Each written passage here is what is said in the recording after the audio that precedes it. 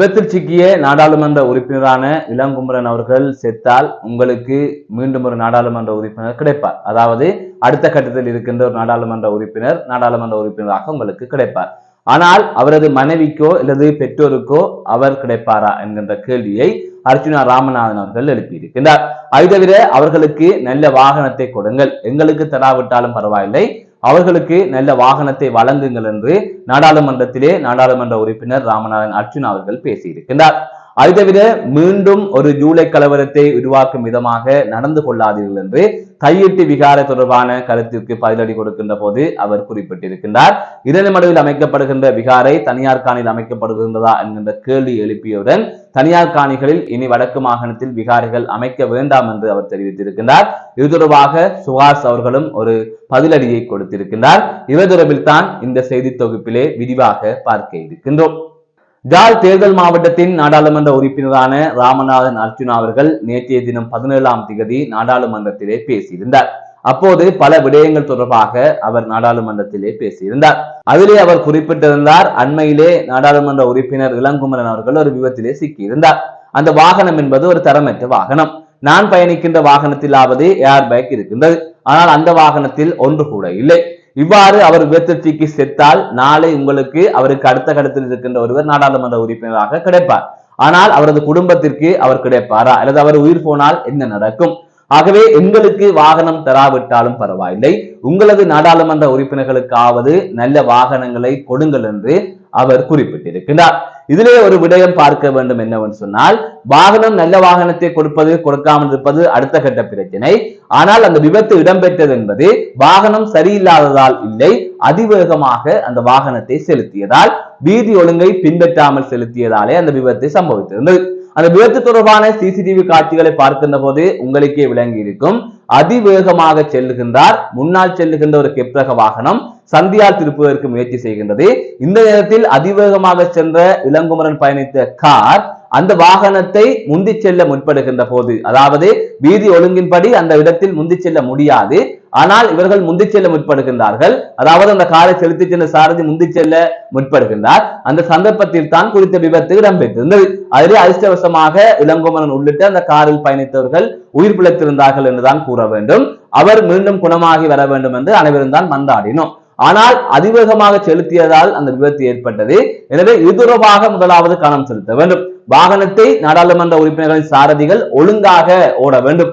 நான் எம்பியின் வாகனத்தை ஓடுகின்றேன், என்னை போலீசார் மதிக்க மாட்டார்கள், மறித்தாலும் விட்டு விடுவார்கள் என்கின்ற எண்ணத்தில் கண்டபடி வாகனத்தை ஓடுவதால் விபத்து இடம்பெறும். இதே போன்றுதான் ஜனாதிபதியின் வாகன தொடரணியில் பயணித்த ஒரு வாகனமும் அண்மையிலே விபத்துக்குள்ளாகி இருந்தது. சாரதிக்கு சரியான நித்திரை தூக்கம் இல்லாதால் அந்த வாகனம் விபத்துக்குள்ளாகின்றது. ஆகவே இவர்களுக்கு இருக்கின்ற சாரதிகளை தொடர்ந்து பயன்படுத்துகிறார்கள், அவர்களுக்கு ஓய்வின்றி பயன்படுத்துகின்றார்கள், அவர்கள் அதிவேகமாக ஓடுகின்றார்கள். எனவே இவற்றை முதலில் கட்டுப்பாட்டுக்குள் கொண்டு வர வேண்டும் என்கின்ற விடயத்தையும் இதிலே கூறிக்கொள்ள வேண்டி இருக்கின்றது. அதை தவிர அர்ச்சுனா ராமநாதன் அவர்கள் மேலும் பல விடயங்களை பேசியிருந்தார்.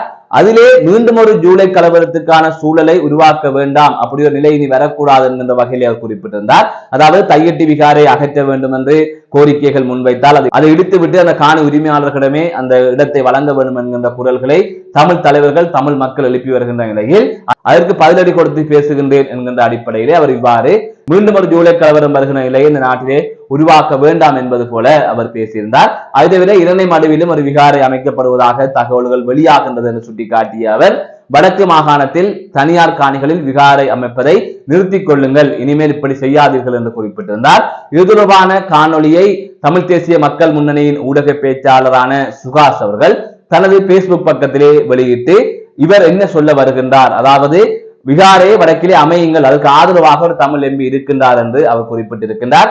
அதன் அர்த்தம் என்னவென்று சொன்னால், அவர் கூறியிருந்தார், இரணைமடுவில் ஒரு விகாரை அமைக்கப்படுவதாக அறிகின்றோம், தனியார் காணிகளில் இனி வடக்கு மாகாணத்தில் விகாரைகள் அமைக்காதீர்கள் என்று அவர் குறிப்பிட்டிருந்தார்.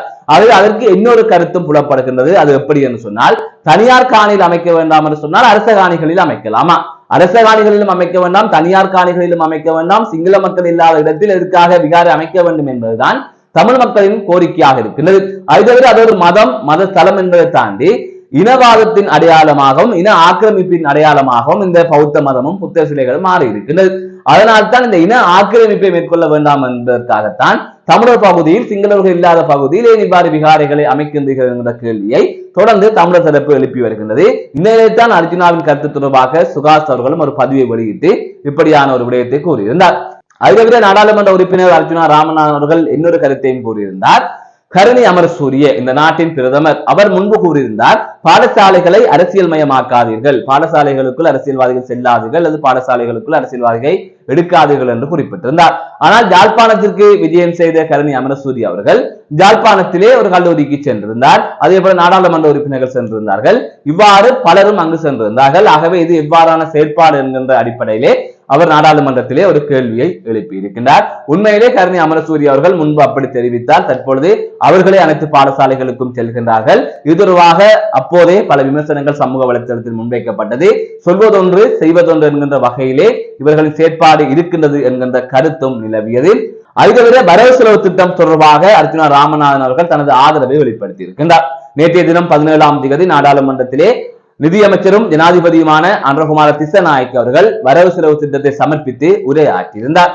அந்த வரவு செலவு திட்டத்திலே யாழ்ப்பாண நூலகத்திற்கு 100 மில்லியன் ரூபாய், முல்லைத்தீவிலே வட்டுவாகல் பாலம் அமைப்பதற்கான ஆரம்ப கட்ட தொகையாக 1000 மில்லியன் ரூபாயை அவர் ஒதுக்கியிருந்தார். அதுதவிர வடக்கு மாகாணத்தில் இருக்கின்ற கிராமப்புற வீதிகள் மற்றும் பாலங்கள் அமைப்பதற்காக 5000 மில்லியன் ரூபாயை ஒதுக்கியிருந்தார். இப்படியாக பல நிதிகளை வடக்கு மாகாணத்திற்கு முக்கியத்துவப்படுத்தி கொடுத்திருக்கின்றார். நான் யாழ்ப்பாணத்தில் பிறந்தவன் என்கின்ற அடிப்படையிலே யாழ் நூலகத்திற்கு ஒதுக்கப்பட்ட நிதி தொடர்பாகவும் அதனை தாண்டி இந்த வரவு செலவு திட்டத்தை நான் ஆதரிக்கின்றேன். எதிர்கட்சியிலிருந்து இந்த வரவு செலவு திட்டத்தை ஆதரிக்கின்ற ஒரே நபர் நான் தான் என்றும் ராமநாதன் அர்ஜுனா அவர்கள் குறிப்பிட்டிருக்கின்றார். இவ்வாறு பல விடயங்களை அவர் பேசியிருக்கின்றார். வழக்கம் போல சில விடயங்கள் சர்ச்சையாகவும், அதை தவிர இது தமிழர்களின் விருப்பத்திற்கு மாறான கருத்தென்றும் பலர் கூறி வருகின்றார்கள். ஒரு தரப்பு அர்ஜுனாவுக்கு ஆதரவான தரப்பு இந்த கருத்திலே என்ன குறை இருக்கின்றது, இது ஒரு யதார்த்தமான கருத்து என்று கூறி வருகின்றார்கள். எனவே உங்களுடைய கருத்து என்ன என்பதை நீங்கள் கீழே பதிவிடுங்கள். மீண்டும் ஒரு காணொலி சந்திக்கின்றேன். நான் நடராசா ஜெயகாந்தன். இன்றைய தினம் பாராளுமன்றத்திலே சமர்ப்பிக்கப்பட்ட எங்களுடைய வரவு செலவு திட்ட விவாதத்தை உண்மையாகவே யாழ்ப்பாணத்தில் பிறந்த ஒரு சாதாரண மனிதர்களுக்கு கிடைக்க வேண்டிய அடிப்படை விடயங்களை எங்களுடைய ஜனாதிபதி அவர்கள் தந்திருக்கிறார் என்பதிலே எதிர்க்கட்சியிலிருந்து சந்தோஷப்படக்கூடிய ஒரே ஒரு மனிதன் நானாகத்தான் இருப்பேன். உங்களுக்கு தெரியும், இந்த வரவு செலவு திட்டம் எங்களுடைய மக்களுக்கு, யாழ் மக்களுக்கு, என்னை பொறுத்தவரை எனக்கு அரசியல் தேவையில்லை. நான் அரசியலுக்காக அரசியல் செய்ய வரவில்லை. ஆகவே இந்த மக்களுடைய தேவைகளை அறிந்து வைத்து எங்களுடைய பிரதமர் கருணி அமரசூரிய அவர்களும் ஜனாதிபதி அவர்களும் யாழ்ப்பாணத்துக்கு வருகை தந்ததை இட்டு நான் மிகவும் சந்தோஷம் அடைகிறேன். யாழ்ப்பாணத்துக்கு பெருமை, இது உண்மையாகவே வடக்கிற்கான பட்ஜெட்டாகவே நாங்கள் இதை கருதுகிறோம். இதுக்கு உங்களுடைய மெத்த நன்றிகளை தெரிவித்துக் கொள்கிறேன். ஆனால் ஒரு சில விடயங்களை உங்களுக்கு சொல்லியாக வேண்டும். பிரதமர் கருணி அமரசூரிய அவர்கள் என்னுடைய பாடசாலை யாழ்ப்பாணம் இந்தூரி கல்லூரிக்கு வந்திருந்தார். அம்மணியை நாங்கள் அன்புடன் வரவேற்பதில் மிகவும் சந்தோஷம் அடைகிறோம். ஆனால் அம்மணி ஒரு தடவை செப்டம்பர் மாதம் சொல்லியிருந்தார், எந்த பாடசாலை விழாக்களுக்கும் அல்லது விடயங்களுக்கும் ஒரு அரசியல்வாதியை அழைத்து அந்த பாடசாலையை அரசியல் சாயம் ஏற்படுத்தக்கூடாது என்று. ஆனால் தான் சொன்னதை மறந்து விட்டாரோ என்னமோ தெரியவில்லை. என்னுடைய நண்பன் இளங்குமரன் உட்பட எங்களுடைய அமைச்சர் சந்திரசேகர் உட்பட அனைவரும் வந்திருந்தார்கள். ஆனால் உங்களை என வரவேற்பதில் எங்களுக்கு மிகவும் சந்தோஷம். இரண்டாவது விடயம், யாழ்ப்பாணத்தினுடைய சுகாதாரத்துறை எடுத்து பார்த்தால், நான் இப்போதுதான் பார்த்தேன், இந்த எக்கனாமிக், நாங்கள் பிறகு ஆறுதலாக விவாதிப்போம், இந்த எக்கனாமிக் பட்ஜெட்டிலே வடக்கு மாகாணம் சார்ந்த இந்த சுகாதாரத்துறை ப்ரொபோசலும் இதில் இருக்கவில்லை. அதை நாங்கள் ஆறுதலாக விவாதிப்போம். ஆனால் எங்களுடைய சுகாதாரத்துறை அமைச்சருடைய பணிவான வேண்டுகோள், ஆறுகால் மடம் கோம்பியான் மன பகுதியிலே கழிவுகள், எங்களுடைய வேஸ்ட் மேனேஜ்மெண்ட் ப்ராப்பராக செய்யப்படாமல் வைத்தியசாலை கழிவுகள் முறையற்ற விதத்திலே எரிக்கப்படுகிறது. ஆகவே எங்களுடைய சுகாதார அமைச்சரை பண்புடன் கேட்டுக்கொள்கிறேன், தாங்கள் நேரடியாக தலையிட்டு அந்த வேஸ்ட் மேனேஜ்மெண்ட் ப்ராப்ளத்தை சற்று பார்க்குமாறு கேட்டுக்கொள்கிறேன். அது தவிர உங்களுக்கு தெரியும், யாழ்ப்பாணத்திலே வடக்கு வைத்தியசாலையிலே கண் வாட்டிருக்கிறது. 17,000 2024 ஆண்டில் 17,000 கட்ராக்ட் சர்ஜரி செய்யப்பட்ட கொழும்பு வைத்தியசாலை நேஷனல் ஹாஸ்பிட்டலுக்கு ஒப்பிடக்கூடிய ஒரு ஓட்டை டாக்டர் மலரவன் அவர்கள் நடத்தியிருக்கிறார். ஆனால் நான் நேற்று தான் அறிந்தேன், வைத்தியர் சத்தியமூர்த்தி அந்த வாட்டினிலே வேறு 2 வாட்டுகளை கொண்டு வந்து அவர்களுடைய சேவையை குழப்புவதற்காக இந்த நிமிடத்திலே அந்த விடயத்தை தங்களுக்கு நான் சொல்வதற்குரிய முக்கியமான காரணம், வடக்குரிய முழு வைத்தியசாலைகளிலுமே சிறந்த சேவையை வழங்குகின்ற யாழ்ப்பாணம் வைத்தியசாலையிலே ஒரு சில நடவடிக்கைகள் மிகவும் கேவலமாக இருக்கிறது. வைத்தியர்களையும் அங்கு வேலை செய்கின்ற ஊழியர்களையும் இது பாதிப்பதாக அமைகின்றது. அது தவிர உங்களுக்கு தெரியும், நேற்றைய தினம் எங்களுடைய தம்பி இளங்குமரன் அவர்கள் வாகன விபத்திலே உங்களுக்கு தெரியும் அந்த வாகனம் ஃபிளிப் பண்ணப்பட்டு வயலுக்குள் விழுந்திருந்தது. நாங்கள் இந்த பாராளுமன்றத்திலே எல்லாத்தையும் குறைக்கிறோம் எல்லாத்தையும் குறைக்கிறோம் என்று அடிப்படையாக கொடுக்க வேண்டிய விடயங்களை சற்று சிந்தித்து பாருங்கள். எனக்கு என்னுடைய வாகனத்துக்கு 14 ஏர்பேக் இருக்கிறது. ஆனால் தம்பி இளங்குமரன் போன வாகனத்துக்கு ஒரு ஏர்பேக் கூட இல்லை. இப்போது உங்களை பொறுத்த வரைக்கும் இளங்குமரன் செத்திருந்தால் இன்னொரு எம்பியை நீங்கள் கொண்டு வரலாம். ஆனால் அவனுக்கு ஒரு அம்மா ஒரு அப்பா ஒரு பிள்ளை இருக்கிறது. ஆகவே எங்களுக்கு தராவிட்டாலும் பரவாயில்லை, உங்களுடைய எம்பிக்களுக்காவது தரமான வாகனங்களை அன்புடன் கொடுக்கும் வரை அன்புடன் கேட்டுக்கொள்கிறேன். அதை விட யாழ்ப்பாணத்திலே உங்களுக்கு தெரியும், இதுவரைக்கும் எத்தனையோ வைத்தியசாலை வைத்தியர்கள் இப்போதெல்லாம் இன்டர்ன் செய்து முடித்த பிறகு அவர்கள் எதிர்பார்ப்பது ஆஸ்திரேலியா அல்லது யூகேக்கு போவதற்காக ஏஎம்சி எக்ஸாமோ பிளப் எக்ஸாமோ எழுதுகிறார்கள்.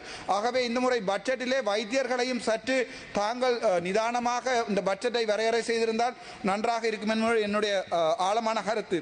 அது தவிர உங்களுக்கு தெரியும், தையிட்டி விகாரை முக்கியமான பிரச்சனை. இந்த சபையில் இதை சொல்லித்தான் ஆக வேண்டும். எங்களுடைய ஜனாதிபதி வந்திருக்கின்ற நேரத்திலே பக்கத்தில் அமர்ந்திருந்தவர் உட்பட அனைவருமே சொன்னார்கள் ஒரு விகாரையை இடிக்க சொல்லி. அரசியலுக்கு வரவில்லை, மக்களுக்காக அரசியல் வந்திருக்கிறேன். என்னுடைய யாழ் மக்கள் அந்த விகாரை பிரச்சனையால் பாதிக்கப்பட்டு நாளை கொழும்பில் பழிவாங்கப்பட்டு 1983ஆம் ஆண்டு கழுஜூலை போன்ற ஒரு நிகழ்வை வரக்கூடாது என்பதற்காக ஜனாதிபதியிடம் நான் சொல்லியிருந்தேன், ஒரு விகாரையை உடைக்க முடியாது, அதற்குரிய கம்பன்சேஷனை கொடுக்குமாறு கேட்டிருந்தேன். ஆனால் மீண்டும் அதே காட்சி, பக்கத்தில் இருந்த அதே காட்சி இப்போது செம்மணி புதைகுழியில் போய் நிற்கிறது. அரசியலை அரசியலாக செய்ய வேண்டும். இந்த செய்யப்படுகின்ற அரசியல் மக்களுக்கானதாக இருக்கணும். ஆகவே அந்த விகாரை சம்பந்தமான விடயங்களை, கம்பன்சேஷன் சம்பந்தமான விடயங்களை உடனடியாக செய்யுமாறு கேட்டுக்கொள்கிறேன். அதை விட முக்கியமான விடயம், இன்னொரு பட்ஜெட்டிலே மீனவர்கள் சம்பந்தமாக எதுவுமே கதைக்கப்படவில்லை.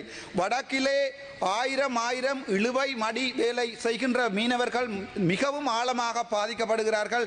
அவர்கள் தென்னிந்திய மீனவர்கள் எல்லை தாண்டி போகிறார்கள். உங்களுக்கே தெரியும், நாங்கள் இப்போது ஒரு கேந்திர முக்கியத்துவமான ஒரு வரலாற்றின் முக்கியத்துவமான இடத்தில் இருக்கிறோம்.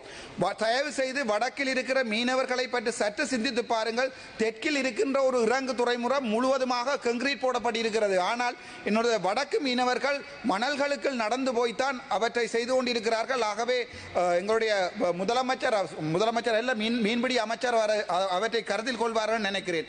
அதை விட இந்த தடவை டிசிசி மீட்டிங்கிலே பாராளுமன்ற உறுப்பினர்களுக்காக பன்முகப்படுத்தப்பட்ட நிதி வழங்கப்பட்டிருக்கிறது. அந்த பன்முகப்படுத்தப்பட்ட நிதி 5 நாட்களுக்குள்ளே ப்ரொபோசல் கேட்டிருக்கிறார்கள். இங்கே இருப்பவர் யாருக்கும் ப்ரொஜெக்ட் மேனேஜ்மெண்ட் அறிவு இருக்கிறதோ எனக்கு தெரியாது. 5 நாட்களில் ஒரு ப்ரொபோசல் வழங்க முடியாது. ஒரு ப்ரொபோசலுக்கு மினிமம் 20 நாள் 30 டேஸ் வேணும்.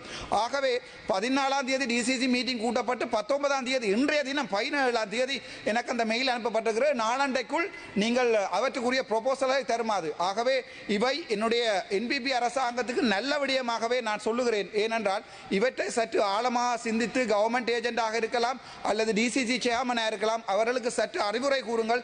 மக்களை போய் பாராளுமன்ற பிரதிநிதிகள் சந்திக்க வேண்டும். சந்தித்து அவர்களுடைய குறைபாடுகளை டிஎஸ் ஆஃபீஸுக்காக டிசிசி மீட்டிங் கொண்டு வந்துதான் அந்த ப்ரொபோசல்கள் வழங்கப்பட வேண்டும். அவற்றை சற்று சிந்தித்து ஆழமாக சிந்தித்து செயற்படுமாறு வேண்டிக் கொள்கிறேன்.